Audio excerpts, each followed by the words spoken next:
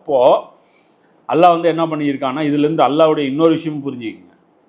அல்லாஹ்வுடைய வாக்குறுதியை ஒரு சமூகம் மறக்கும்போது அவர்களுக்குள்ளே இருக்கக்கூடிய உள்நாட்டு பிரச்சனை ஸ்டார்ட் ஆயிடும்.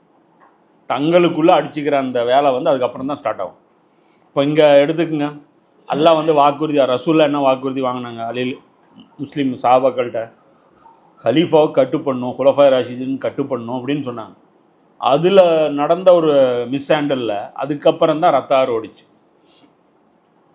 சரியா? அந்த அல்லாவுடைய அந்த வாக்குறுதியை வந்து அவங்க அல்லாவுடைய ரசூல் கொடுத்தா அல்லாவுடைய கொடுத்த மாதிரி, ஸோ அந்த நாங்கள் வந்து ஃபாலோ பண்ணுறோன்னு தான் அவங்க சொன்னாங்க.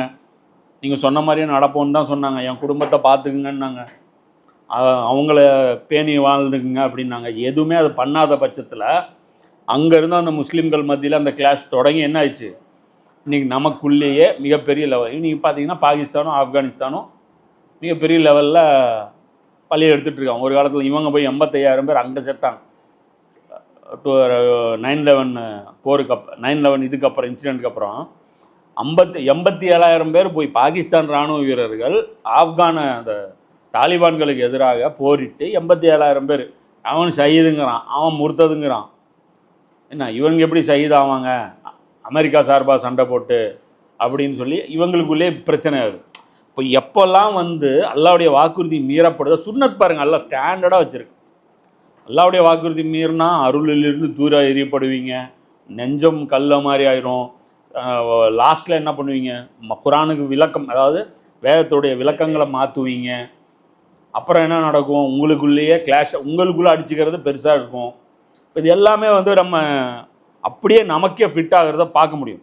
மேலும் அவர்கள் உலகில் என்ன செய்து கொண்டிருந்தார்கள் என்பதனை அல்லாஹ் காண்பித்து தருகின்ற ஒரு நேரம் நிச்சயமாக வரத்தான் போகிறது. நீங்கள் வேதத்தை வச்சுக்கிட்டு அடித்த லூட்டி என்ன, நீங்கள் என்னெல்லாம் வண்டவாளம், உங்களுடைய மார்க்கம் என்னவாக இருந்துச்சு, உங்களுடைய உள் டீலிங் எவ்வளோ, வெளி டீலிங் எவ்வளோ. இப்போ நீங்கள் சொன்னீங்க இல்லையா, ஸ்டேஜில் ஒரு அறிஞர் வந்து தங்களுடைய நிலைப்பாடை தெரிவிக்கிறார். அது ஏன் அவர் அது சொல்கிறாரு, அது சொல்ல வேண்டிய தேவை என்ன வந்துச்சு? இவங்க கணக்குப்படி அரசியல் வந்து இஸ்லாத்தில் இல்லைன்னா அது அரசியல் மேடை கிடையாது, இல்லை ஆன்மீக மேடை இல்லை. அங்கே ஏற்பட்டு இதெல்லாம் டிஸ்கஸ் பண்ணுறீங்க? அது போய் நீங்கள் வேறு எங்கேயாவது உட்காந்து டிஸ்கஸ் பண்ணலாம்ல? தனியாக உட்காந்து நீங்கள் இன்டர்வியூலையோ அதிலே பேசலாம்ல? இப்போ அந்த ஸ்டேஜ்லேயே அப்போ அரசியல் கூடாதுங்கிறதும் அது அரசியல் தானே. அப்போ அதையும் வந்து பள்ளியாசலில் பேச வேண்டிய தேவை என்ன இருக்குது? அப்போது அதுதான் எல்லாம் சொல்கிறேன். நீங்கள் என்ன பண்ணிட்டு இருந்தீங்க? நான் காட்டுவேன். இது கண்ணாடி நீங்கள் பார்த்ததே இல்லை, அதனால் நீங்கள் நினச்சிட்டு இருக்கிறீங்க உங்கள் மூஞ்சியில் கறி இல்லைன்ட்டு. இங்கே வந்தீங்கன்னா உங்கள் கண்ணாடி நான் எடுத்து காட்டுவேன், அது உங்களை உள்ளது உள்ளபடி காட்டும். நீங்கள் என்ன வழிபட்டு என்ன, அதாவது அந்த இதெல்லாம் ஏமாத்துறதுக்காக நீங்கள் பண்ணுறீங்கிறது அல்லாஹ் வந்து அன்றைக்கி காமிச்சிடும். வேதம் அருளப்பட்டவர்களே, நம்முடைய தூதர் உங்களிடம் வருகை தந்துள்ளார். இப்போ ஒரு தூதர் வந்திருக்கார். இறை வேதத்தில் நீங்கள் மூடி மறைத்து கொண்டிருந்த பல விஷயங்களை தெல்ல தெளிவாக அவர் விளக்குகின்றார். நீங்கள் எதையெல்லாம் மறைச்சிங்களோ, எதையெல்லாம் எந்த ஆர்டர்ஸ்லாம் தூக்கி போட்டீங்களோ அதை வந்து அவர் மறுபடியும் என்ன பண்ணுறாரு, ரிஃப்ரெஷ் பண்ணுறார். இன்னும் பல விஷயங்களை மன்னித்தும் விடுகிறார். சில சேட்டை உள்குத்து சேட்டையும் பண்ணியிருக்கீங்க, என்ன அதை வந்து மன்னிச்சு விட்டுற, போய் தொலைப்போ, அது இருந்துட்டு போகுது. ஏன் எவ்வளோ அசிங்கப்படுத்துறது?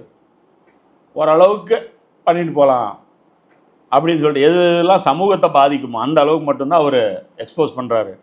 அல்லாஹ்விடமிருந்து பேரொளி மிக்க சத்தியத்தை தெளிவாக எடுத்துரைக்கின்ற திருமறை உங்களிடம் வந்து விட்டது. அப்போது எல்லாம் என்ன சொல்கிறான், இனி வந்து சாக்கு போக்கு யாரும் சொல்ல முடியாது. வேதத்தை மாற்றிட்டாங்க, அதை பண்ணிட்டாங்க, என்ன எங்கள்கிட்ட இருந்து மறைச்சிட்டாங்க, எங்கள்கிட்ட பிரிண்ட் இல்லை, நாங்கள் வெரிஃபை பண்ண சக்தி இல்லாதவர்களாக இருந்தோம், நாங்கள் ரசூல்லாவுடைய வாழ்க்கையை தெரிஞ்சுக்க எவ்வளவோ முயற்சி பண்ணோம், ஆனால் உலகம் பூரா தேடினாலும் ஒரு சீரா புக்கு கூட எங்களுக்கு எங்கள் லாங்குவேஜில் கிடைக்கவே இல்லை. எப்படி ரசூல்லா எப்படி வாழ்ந்தாங்கங்கிற தகவலே சீரியலாக கூட உமர் சீரீஸில் வந்துடுச்சு. ரசூல்லாவுடைய வாழ்க்கை என்னவாக இருந்துச்சு, அவங்களுடைய உழைப்பு எதுவாக இருந்துச்சு, எல்லாம் தெல்ல தெளிவாக அல்லாஹ் புரிய வச்சிட்டான். நீங்கள் உங்களுக்கு டவுட்டாக இருந்தால் வரலாற்று ஆசிரியர்கள், மாற்று மத வரலாற்று ஆசிரியர்கள், வெள்ளைக்காரர்கள், ரசூலா வெறுப்பவர்கள் எல்லாம் வரலாற்றில் எழுதி வச்சுருக்காங்க, அதையாவது ரெஃபர் பண்ணு.